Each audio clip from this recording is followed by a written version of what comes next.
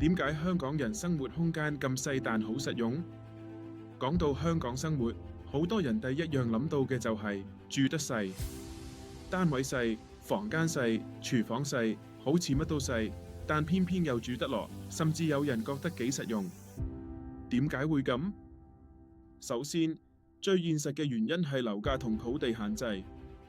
香港可用土地唔多，但人口集中，樓價長期高企，細單位就變成市場主流。當住得大唔再係大多數人可以負擔嘅選項，點樣住得好就成為重點。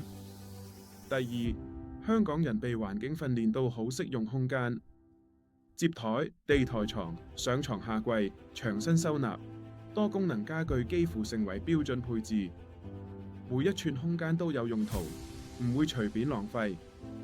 呢種設計思維唔係追求舒服，而係追求效率同實際。第三，香港人生活習慣本身就配合細空間，好多人唔會喺屋企煮三餐，樓下就有食肆，儲物唔多，因為便利店、超市隨處可見。城市配套越完善，屋企就唔需要承擔太多功能。另外，細空間其實亦影響咗香港人嘅生活心態，住得細，逼人簡化生活，唔再追求過多物件，而係重視用得着。呢種務實慢慢變成一種城市性格。當然，細空間都有代價，私隱少，壓迫感重，長時間留喺屋企可能會覺得唔舒服。